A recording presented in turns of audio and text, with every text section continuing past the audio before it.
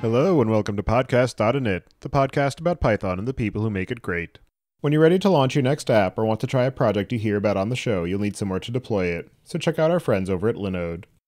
With their managed Kubernetes platform, it's easy to get started with the next generation of deployment and scaling, powered by the battle-tested Linode platform, including simple pricing, node balancers, 40 gigabit networking, and dedicated CPU and GPU instances. And now you can launch a managed MySQL, Postgres, or Mongo database cluster in minutes to keep your critical data safe with automated backups and failover. Go to pythonpodcast.com/Linode today to get a $100 credit to try out their new database service, and don't forget to thank them for their continued support of this show. The biggest challenge with modern data systems is understanding what data you have, where it is located, and who is using it. SelectStar's data discovery platform solves that out of the box with a fully automated catalog that includes lineage from where the data originated all the way to which dashboards rely on it and who is viewing them every day. Just connect it to your dbt, Snowflake, Tableau, Looker, or whatever you're using, and SelectStar will set everything up in just a few hours. Go to pythonpodcast.com/SelectStar today to double the length of your free trial and get a swag package when you convert to a paid plan. Your host, as usual, is Tobias Macey, and today I'm interviewing Sean Knapp about his motivations and experiences standardizing on Python for development at Ascend. So, Sean, can you start by introducing yourself? Absolutely. Hi, Tobias. Thanks for having me. My background, I'm a software engineer by training. Started my career back at Google in 2004. Feels like forever ago now. But I've really spent the last 18 years as a software engineer, as a team lead. I founded my own company as a CTO with two others, built that up to about a 500-person company over 8 years, and then decided that I was a glutton for punishment and would do it all over again. And now the founder and CEO of Ascend.io. So we focus heavily on data automation for data pipelines on top of Snowflake, Databricks, and your favorite data infrastructure that you may be working with today. And do you remember how you first got introduced to Python? I do. When I first started at Google, coming out of college, I had spent a lot of my time really focused on Java, C++, C. I'd even had internships that were predominantly writing in Perl back at a company called Palm, like way back in the day. This was, I think, 2002. I'd worked with many other languages, but I never actually worked with Python. And it was the dominant scripting language at Google at the time. And so you get into Google and you learn C++, you learn Python, you learn Salsa, which was their MapReduce language. And that was my first foray into it. So now you've come full circle back and you're running your own business, and you mentioned a little bit about what Ascend is. I'm wondering if you can dig a bit more into the types of work that you're doing and some of the story behind how you ended up focusing on this problem area and dedicating so much of your time and energy to it. We spend a lot of time focused really heavily on data pipelines, data engineering workloads, and in particular, our center of gravity and the problems that we solve for are really around how do we better automate data pipelines. Whether your frame of reference is ETL or ELT, whether you like writing in Python or SQL or Java or Scala, there's this really big complex domain when it comes to data pipelines. And what we've observed is that the problem scope of storing and processing really large volumes of data is really well solved by companies like Snowflake and Databricks and clouds, and et cetera. But the construction of actual data pipelines can still be very hard. We could go down a really long rabbit hole. We won't do that. But when you construct a data pipeline, you are largely building a manually crafted query plan. The equivalent of what a query planner and query optimizer would do in a database, you're manually crafting and codifying it and hoping that it will run perfectly based off of all of your assumptions and nothing will ever change or break it. And for most of us in software engineering know that that is a very aspirational goal that never actually is achieved. And so what we do at Ascend is we create an automation platform that layers on top of the underlying data infrastructure, takes higher level declarative models, and is a continuously running control plane that analyzes, optimizes your data pipelines and pushing work down to those underlying engines. The reason why I think that's so cool, outside of the sheer benefits that it provides in how you build data pipelines, is from an engineering perspective, we get to solve a lot of really neat problems. We run dozens. I think we're almost up to hundreds of deployments of Ascend. We run on all three clouds. We run a very heavy Kubernetes infrastructure underneath. We run in private deployments. We run some air-gapped deployments. We run hosted deployments. We connect to hundreds of different data systems. We have tons and tons of developers across our customers building complex pipelines. And we do everything all the way down to SDK and APIs, all the way up to really elegant front-end interfaces. And so the square footage from a product and technology perspective is really broad.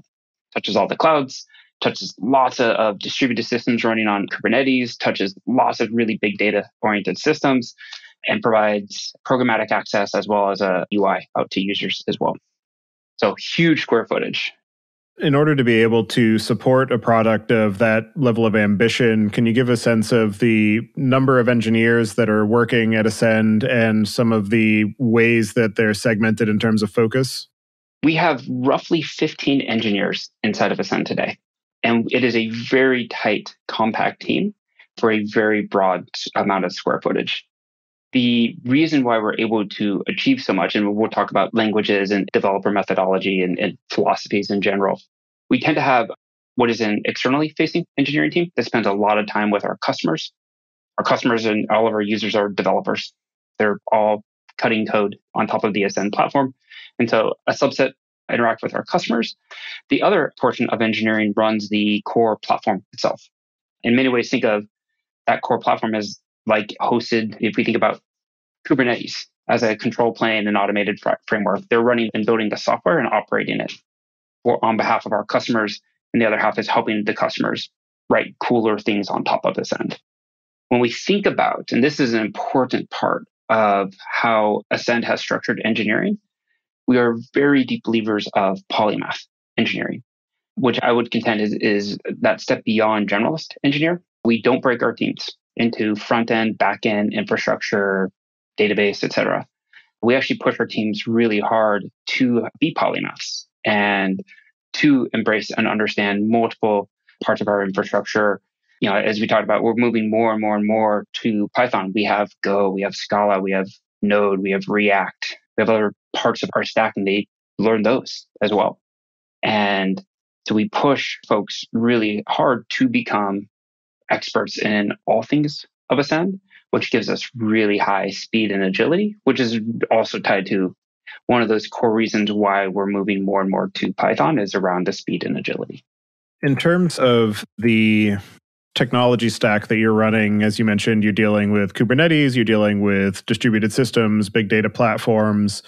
A lot of those big data platforms in particular have been heavily biased towards Java. Some of that's shifting in recent years, but I'm wondering if you can just talk to some of the policies that you have for selecting which technologies you're going to use and support at Ascend, and some of the ways that that has changed from where you are today to where you were when you first started. One of the things that we spend a lot of time on is how do we minimize the square footage of code systems, et cetera, that we're responsible for? Draw a pretty tight correlation to the lines of code and the amount of debt that you have. There's good debt and there's bad debt. There's home mortgage debt and there's credit card loan debt. And we try to be really smart about the kind of debt that we're willing to accrue. And so when we make technology decisions, we're generally putting it against a backdrop of a couple of things. One is there anything else out there that we can either buy, install, license, something that we can sit on top of? Because if we don't have to build it and we don't have to be responsible for it, even better. The next layer from that is there something that even if we could build the perfect thing for us today, if there's something that's close and we do a lot of assessment of what's the trajectory of a particular technology, framework, tool, SaaS platform, but do we think that this technology is going to likely continue to accelerate, continue to improve? Because if so, even if we could build the perfect thing that we want today, if that's likely to crest through our needs in a reasonable amount of time in the future, let's go build on that instead. And the reason why we make those decisions is that we consider the most precious resource we have is team's time. And one of our core values, on previous podcasts, we talked about some of our core values. One of our core values is the notion of evolve with intent. And it is the core notion that innovation is incredibly expensive. And you should save that energy for things that really matter. And you should put your time and energy into things that are highly differentiating for your company, your team, your technology, your product.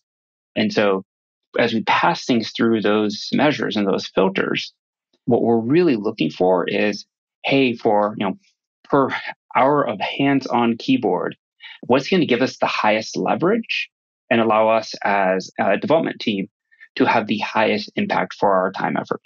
So that's where, we spend a lot of time on which languages we pick, which frameworks we build upon, and we try and pass everything through that rubric. And so, as you were first getting started with Ascend, what were the set of languages, technologies, frameworks that you decided you wanted to focus on? And what are some of the ways that maybe that started to kind of splinter or grow as you grew the company? Great question. So when we think about early on, and it's funny because my last company I was the founder and CTO of, and I introduced Ruby as our primary scripting language. And so hadn't touched Python for quite some time. And the lots of core drivers why, especially looking at communities and placing different bets on the trajectory of those communities and those languages, it made sense at the time, about 2007. And, in 2015, when starting Ascend and looking at a lot of the technology landscape, made a couple of bets. We did get really, I would say, lucky. I think it was an informed decision, but still off of very small slivers of information. We made a really big bet on Kubernetes in February of 2016, which seems like so long ago. I remember saying that at one point, I was like, was Kubernetes even out then? I had to go back and check. I was like, yep, see it in the Git repo. But we were really fortunate to make a bet like that that's paid off tremendously. Other bets that we made that were quite valuable. We standardized on gRPC as our communications layer between microservices. We built most of our backends in Go. We built a lot of our core control plane scheduling infrastructure in Scala. And we chose Node and React. I think this was around January, February timeframe of 2016 as well for our front end. We made a lot of bets there. And in fact, had very, very little, if any, Python in our toolchain for quite some time. So those are our early bets. Core drivers behind why Scala worked really well for a lot of our underlying data model and controlling infrastructure. gRPC was fantastic and remains fantastic for communication between microservices. And then Go was really emerging as a strong contender for backend technologies. Great community, beautiful language, and really interesting and powerful concurrency models that for backend servers can make a lot of sense. And so oriented a lot towards that as well. I was recently having a conversation with you for my other podcast, and you mentioned that you decided recently that you wanted to actually standardize everything on Python for developer productivity. So clearly the benefits of Go's concurrency model has come to the point where it is outweighed by the developer productivity of Python. I'm wondering if you can talk to some of the challenges and pain points and points of friction that you and your engineers were running into with the set of languages that you were developing with, and why you decided that changing the programming language you worked in was actually going to be the answer that, unlocked some additional productivity benefits that you clearly needed. As we go through, as all engineering teams do, and you go through these architectural evolutions, you get a couple of really cool points where you get to revisit your designs. And especially for us in the data landscape, things are changing so quickly and they're adapting, and there's new technologies and new frameworks and all new platforms all coming out. It really does afford you some incredible opportunities to take a step back, ideally, especially in startup land, a very quick step back and assess your technology decisions, what's worked really well, what hasn't, and start to make new bets on where you want to go. And for us, one of the things that we were really looking at was we were introducing a whole new part of our technology stack. We have the notion of data connectors and what we call data planes, the things that connect into all the systems that allow you to do really cool things, whether it's a MS SQL database or a Kafka queue or a Snowflake warehouse, a whole foundation and framework for how you interact with these. And at that point, you get to take a step back and look at, well, what languages and technologies do we have in the ecosystem today? Have we had other experience and exposure with?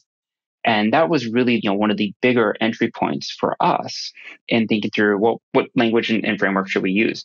And there we swung pretty hard towards Python for two reasons. The first reason that actually enticed us in was in the data landscape, the pendulum swinging pretty hard towards Python. And as you highlighted accurately, so there's so much in the data, and especially the big data landscape that is in Java. But the linkages between Python and Java are increasingly strong.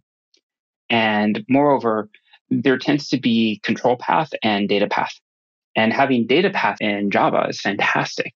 But as we've seen with PySpark and other technologies, having control path be in Python or even in C or C++, I see you with your Arrow shirt that you're rocking there. Like, we find that you can get the best of both worlds by having the sort of performance bottlenecks handled in C, C++, Java, tackling the control mechanisms in Python.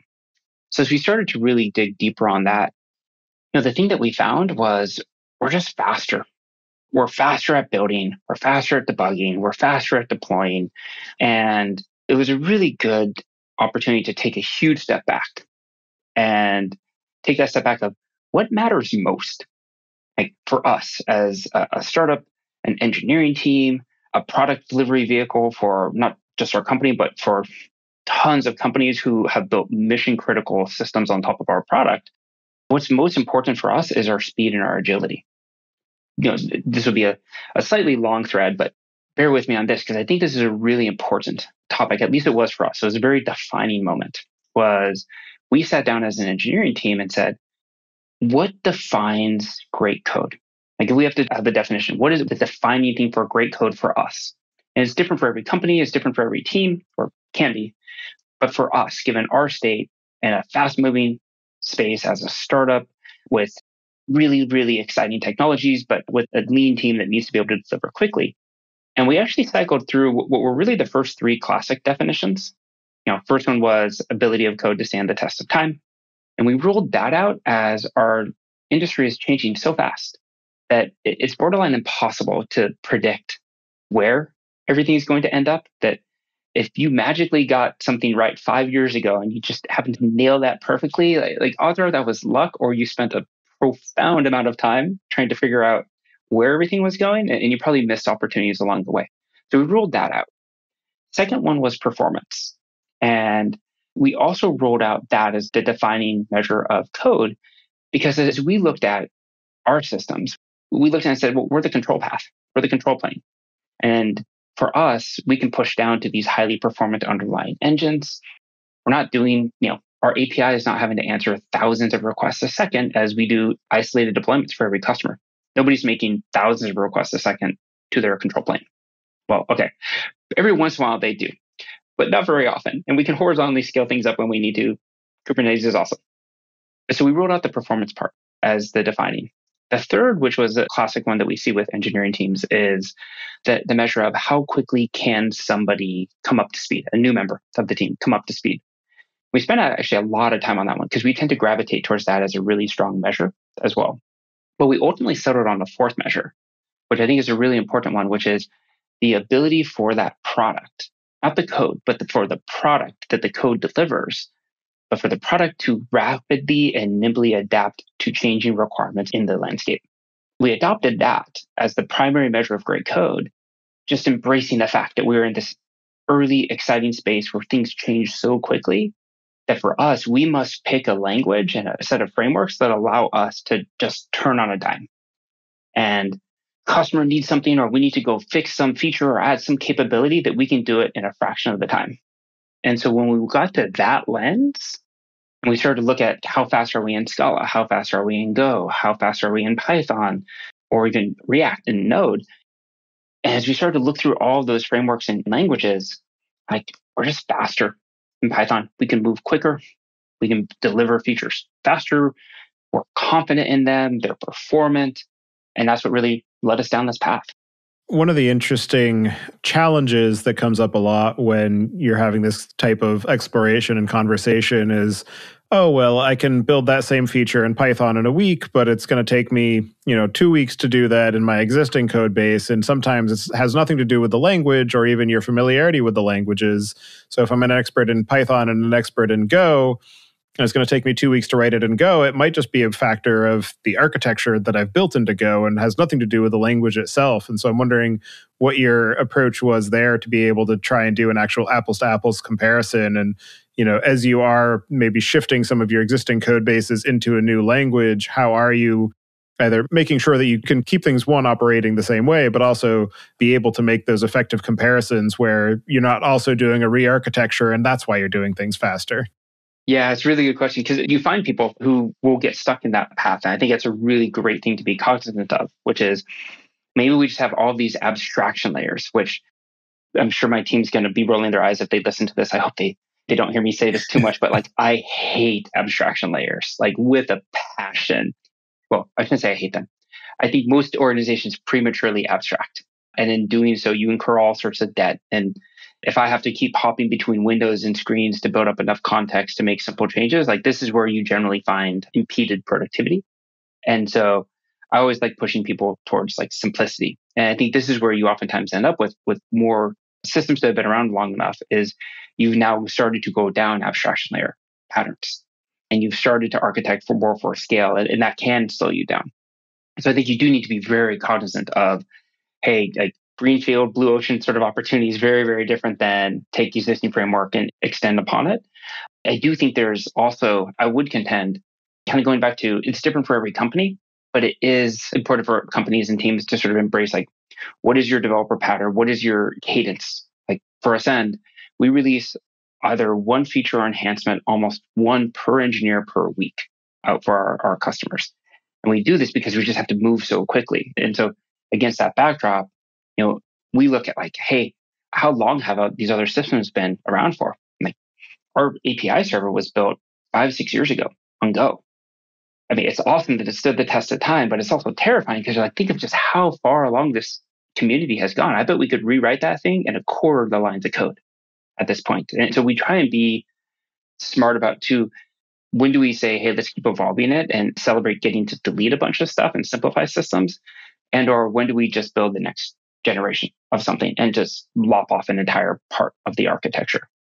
I'm a big believer we should actually celebrate deleting of systems more so than we should celebrate creation of new systems, because that keeps our world simple and gives us a tighter amount of square footage that we have to maintain, which frees us to do more innovation. In the work of migrating onto Python, another thing that you mentioned briefly is the question of frameworks and selecting a framework that gives you that agility to be able to quickly adapt to changing requirements and changing circumstances. So I'm wondering if you can talk to your selection process there and some of the choices that you made for being able to actually have that foundation to build from so that you didn't have to build all your own abstractions. We benefited from a couple of the earlier architectural decisions. So for us, as I mentioned, we run everything on K8s. We do full gRPC comms for all the backend services. And that made it really easy to literally, we have Python services now that pop up. We never even had to change the protobuf structures. We didn't have to change any of the communication structures. And what we found was we could actually launch services. One of ours is called a data plane manager. We're talking single digit thousands of lines of code that is actually able to represent what would be 4 or 5 different services that were written in Go and Scala and consume all of them with much more elegance and ease, probably a quarter as many lines of code. But the decision that we had made early on of having gRPC for comms made it very easy to be very language agnostic. One of the old sayings I've had is debt tends to grow linearly across systems and exponentially within. And so if you can have strong refactored elements, ideally through interfaces like gRPC or Thrift, if that's more your jam, then it gives you the ability to not just swap out implementations, but actually have one service, as we've done, consume multiple services in their interfaces, which allows you to do an incremental sort of cleanup and absorption of old debt.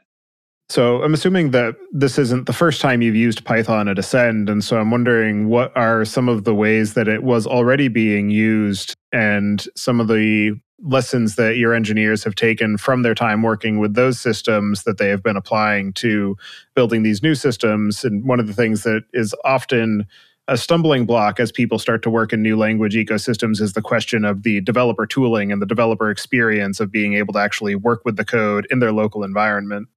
Yeah, we definitely have seen that. And there's also a lot of, I would say, the cool things we're increasingly finding and utilizing in the Python ecosystem, as we built a lot before.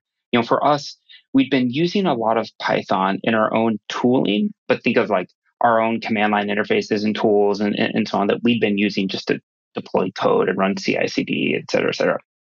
What then started to happen was for our users, 65% of transformations on Ascend are written in SQL, 32% are written in Python. Only about 3% of data pipeline logic is written in Java or Scala on our platform. And obviously, we see Python continuing to climb. We even see folks like a Snowflake add Python support via Snowpark, which is just awesome. And so what we were starting to see was more and more of our users were writing Python, and they were doing really cool things with it. We were building out more and more tools internally in Python. And then as we really made a big push about a year and a half ago, I think it was now, around integrating into, I think, an order of magnitude more external data systems. And so many of them were building out packages that wrapped their own jars and CLibs. It was just becoming clearer and clearer for us that we really should invest and embrace this trend. So as part of that too, what we also did then was in going through, we started to look at how we build our own tools. We rolled out an SDK for our users that is very Python centric. One of the few systems out there that has bidirectional sync of Python objects in it. So you can download your entire DAG in Ascend as executable Python that if you execute it, will actually reapply it back up in a declarative manner. So we started to invest a lot more there. In doing so, frankly, for us, we just continue to find more and more momentum behind frameworks, behind libraries. And we try and do we do weekly tech talks inside of Ascend.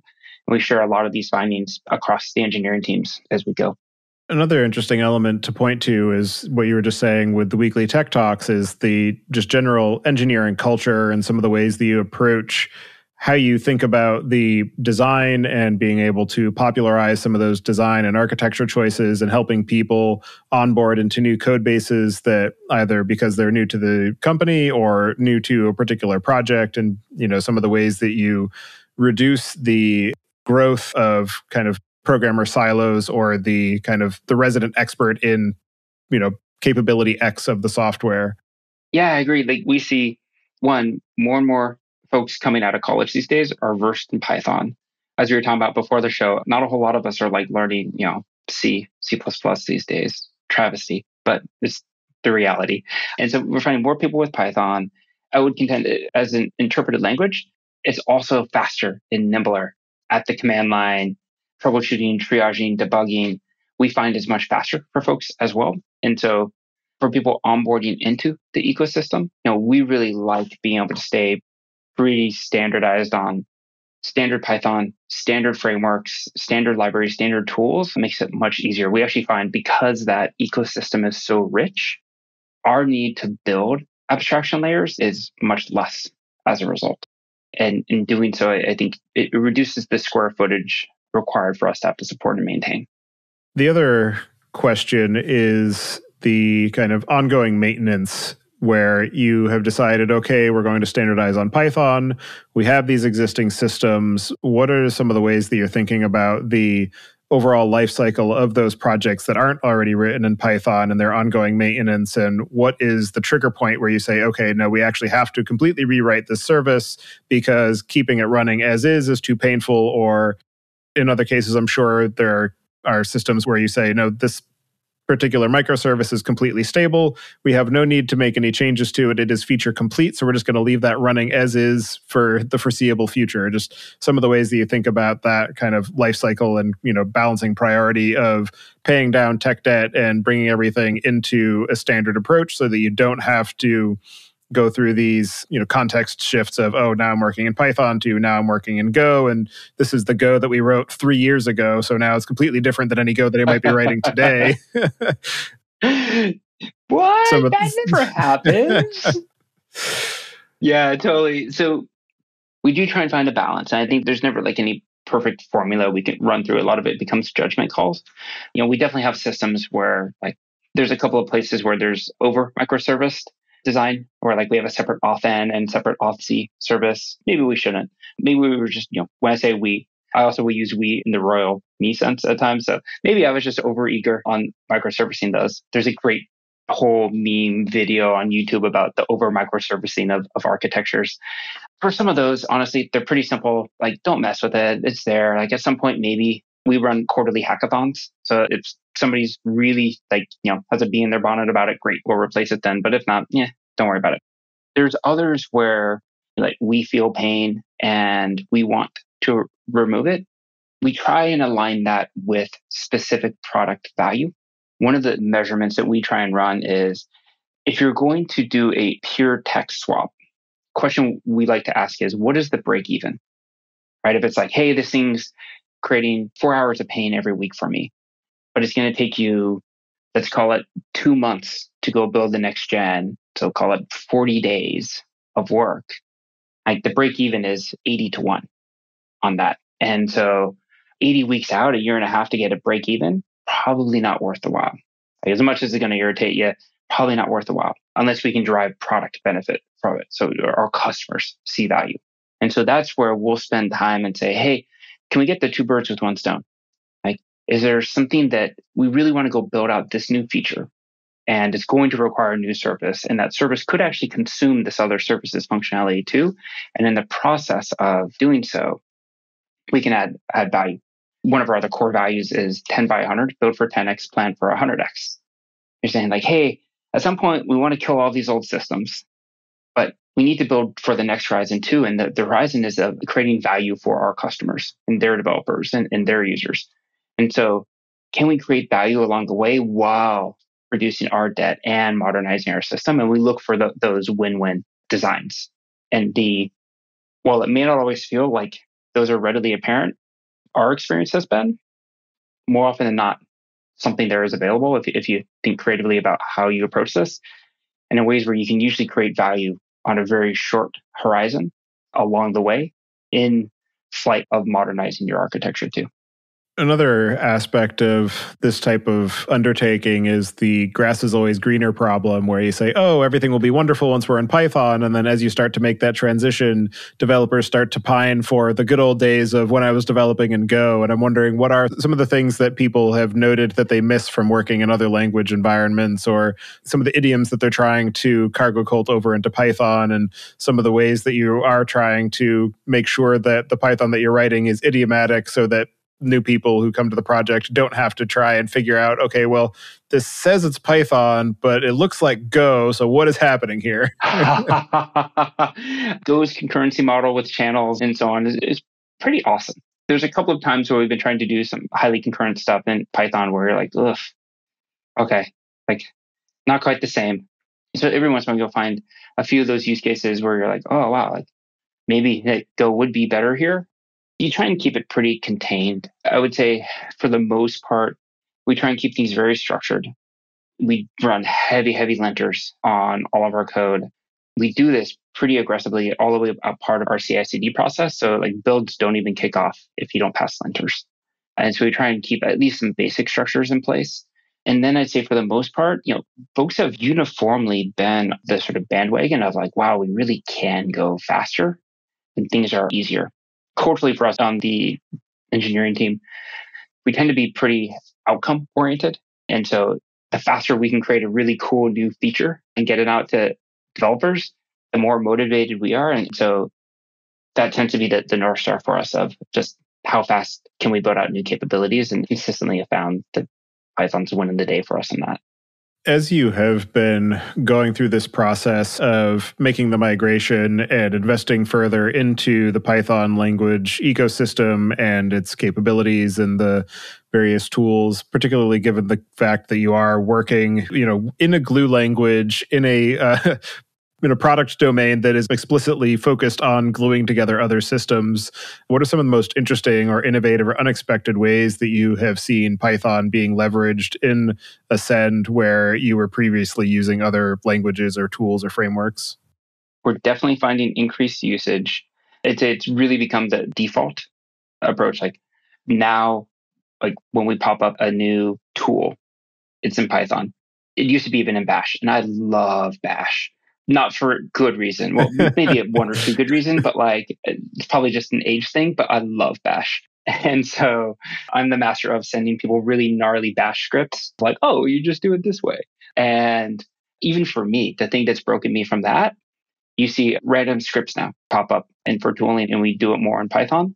I'd say that the thing that actually that tipped us over on that one, we found Typer. It's one of the like my delight things that I even asked this in my interviews with engineers, which is like, what's like one of the things that just doesn't have to be, oh, we put, rockets in orbit, but just one of the things that just delights you as an engineer where you see something, you're like, that's why we do this. And we came across Typer. One of the engineers found it. And we're like, this is so cool. It just makes writing command line interfaces so much easier. And it's just like caught on like wildfire. Probably not a good thing to use as an analogy these days. It's caught on a ton inside of Ascend just because it makes things so much easier. And just the sort of cognitive burden and hurdle to get over to create a new tool now is smaller. And so we find people doing it more and using it more frequently just because it makes life easy. You're not worrying about parse or, even other more modern ones. As you have been going through that, what are some of the pain points and some of the risks and potential pitfalls that you are guarding against and anticipating as you continue down this path? They go hand in hand. One of the things that we put in place as a philosophy too with engineering, as we were moving more Python-esque or Python-centric, and attached to this notion of ability to change, our agility and our nimbleness are the defining characteristics of what we want to deliver on and become as a team. We also then said, hey, for example, we're not going to do premature abstraction layers. We used to joke, until you copy and paste something 3 or 4 times, don't go and create the abstraction layer. Like copy and pasting something twice does not justify it. And so this is something that we are highly cognizant of. Hey, we know as we're creating these systems, and because we're moving so fast too, which is great, finding that right and perfect balance of like, okay, so you copy that file, like to, create another page for something, right? XYZ. And as you start to modify it, wait until you're on the 3rd or the 4th pattern implementation of a related pattern. Because at that point, you're not wasting cycles with abstraction layers too early, and you have enough data points to really figure out what is the healthy balance such that, as a new user coming in, just trying to make changes, they don't have to ramp up on like 5 layers deep of abstraction. We'll just slow them down. And so we're trying to be really careful about the when to abstract, when not to balance. And it's accelerated because of the Python impact. Yeah, the waiting until you've done something 2 or 3 times is definitely a valuable lesson that I have taken to heart as well, where, as you said, if you haven't copied and pasted it and had to tweak things a couple of times, you don't actually know what you need it to do. And so if you say, oh, this is something that I might do, and so now I'm going to write a function, and I think these are the 5 arguments I'm going to need, you fall into the pit of, you ain't going to need it, where you say, you build this function that can do all of these things, and then you realize 2 years later, oh, these 5 things, I'm actually only doing 2, and then I actually had to add a 6th parameter because the other 3 didn't do what I wanted it to do. Yep. And at that point, like you end up with this like Frankenstein. I'm with you 1,000%. I feel like so much of this goes back to too, like as engineers, we're oftentimes, trained like we want to make sure that the code is great and deleting code is bad because you like got something wrong. Deleting code is the best thing ever. It's so cathartic. Like it's fantastic. You're like, oh my gosh, I now see the pattern. It's really clear and I can simplify. And you should have a sawtooth, like your lines of code should be this like sawtooth style motion with both little like micro teeth and macro teeth through your development cycle. And building on top of really great other external technology should be some of those big macro bumps that let you delete a ton of stuff. Like we do all of the comms inside of our Kubernetes clusters are SSL backed between every single node, everything's super encrypted because we touch a bunch of healthcare data and so on. And as Kubernetes versions evolve, all of a sudden there starts to be really cool new capabilities and cool capabilities with things like Cilium as a technology, that networking layer inside of K8s. All of a sudden you're like, oh my gosh, we may not have to worry about this anymore. That sounds so cool. Like, and so for me with the team, I'm like, all I see in my head is like the big drop of code debt. Like, oh my God, so we just like delete all of this stuff and not have to worry about it anymore. Sounds fantastic. This is what we want to watch. Like lines of code should not be an up and to the right thing. Like this should have huge drops over its life cycle. Yeah, I am in the process of migrating off of a framework that I'd been using for a number of years that was great up to a point, and then we hit the kind of logical ceiling of complexity that it can handle, and at around the same time, its community started to hit a downward trend. So we rebuilt on top of a collection of different tools. So it was our systems automation layer, and so we ended up moving to Pulumi, PyInfra, and Packer.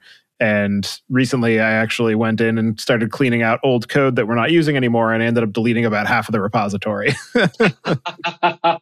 which was great. It's so good. And so, in your work of going through this process, aligning your development teams and your engineering around a single primary language, refactoring and rebuilding some of your existing systems, what are some of the most interesting or unexpected or challenging lessons that you learned in the process? I think we've learned a couple. I'd say probably the most important thing we learned is to align on your North Stars, your first principles.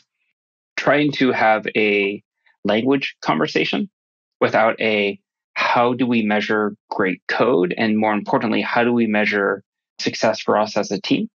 Very, very hard to do. As if you just get into language constructs, like we could debate forever ad nauseum of Python versus Go versus Scala versus anything Lisp. And so the anchoring first on, like, there is no perfect language. Python's like really, really freaking cool, but like, let's assume there is no perfect language, and there may not actually even be a perfect language for any one company. There's, really a best fit for particular jobs. And so what we did was, what's our North Star that's going to direct us? And this was the big lesson learned was, how do we define success? And for us, given our industry, our company size, our landscape, our customers, success for us was speed, agility, nimbleness, and obviously in the data world, of course, also ability to rapidly connect into all sorts of different systems. Like there's not a lot of connectors written in Lisp or even Go by comparison to Python and Java to the data ecosystem. And so it helps us be most successful there. I think without defining that, it is very hard to have a productive conversation with an engineering team around the rest. Features, capabilities, very, very, very hard. And these are religious debates as much as they are technical debates. As you have been investing more in Python, what are the cases where you've decided that it's the wrong choice?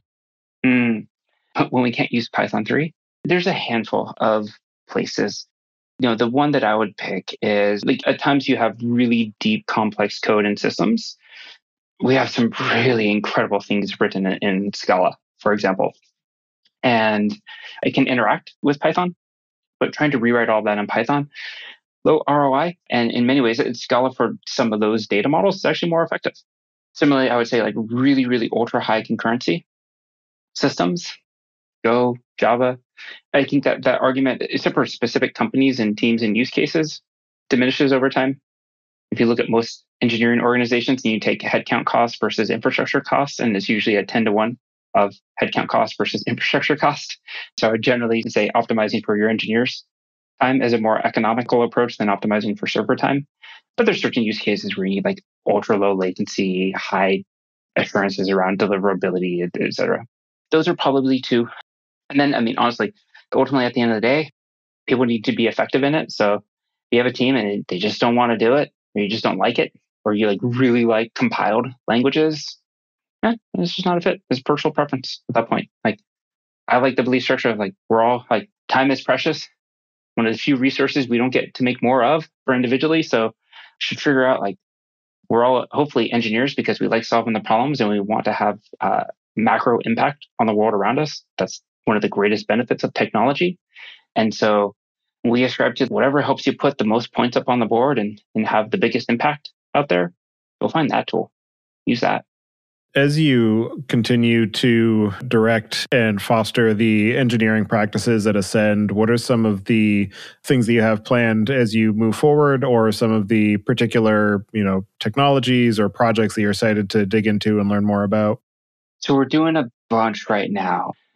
So we've been investing a lot in broader multi-cloud systems and communications, especially when it comes to data pipelines.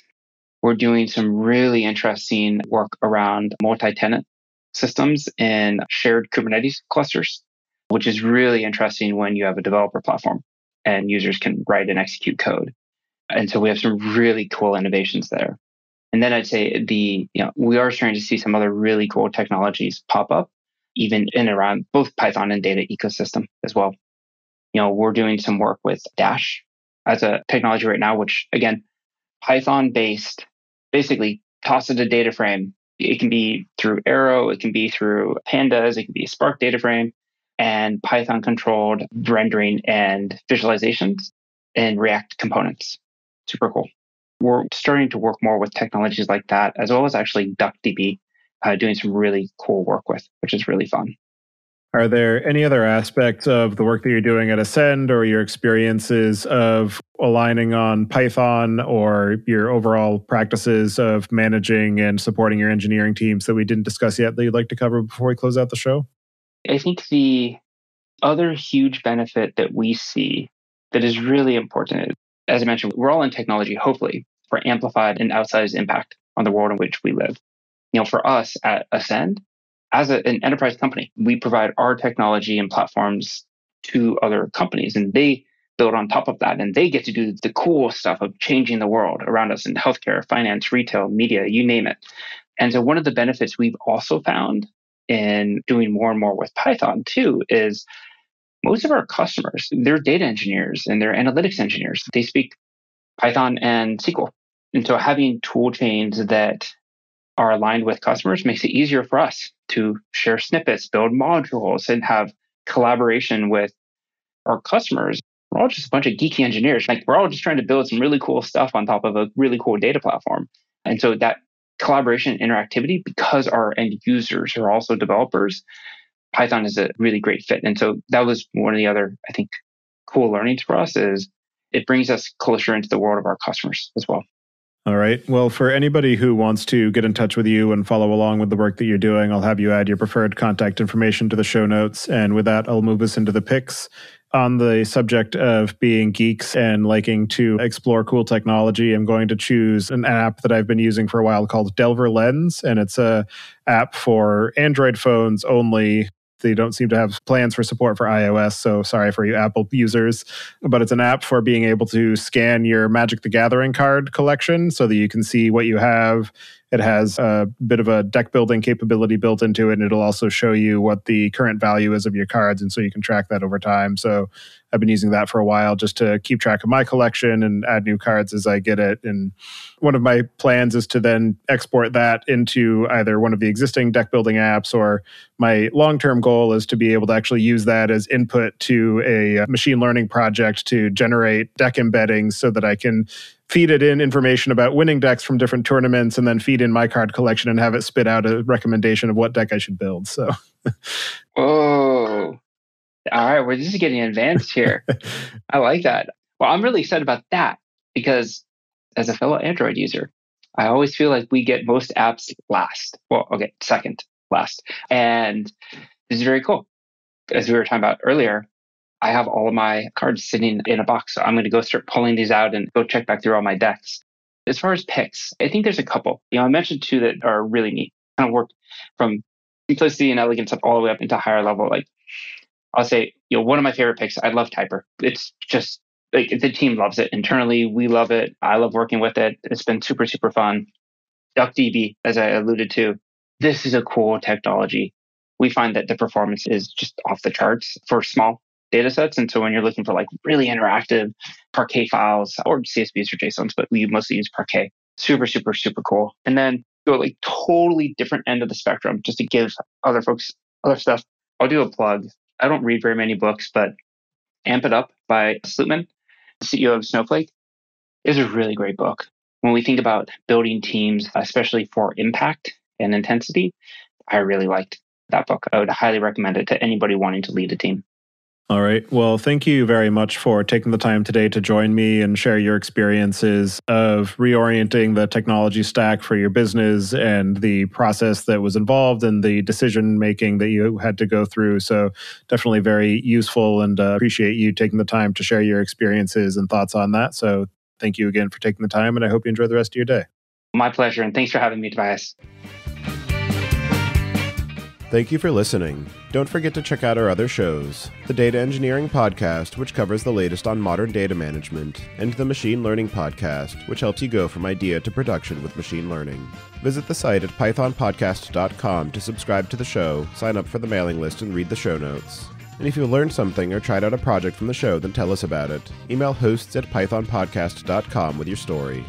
And to help other people find the show, please leave a review on Apple Podcasts and tell your friends and coworkers.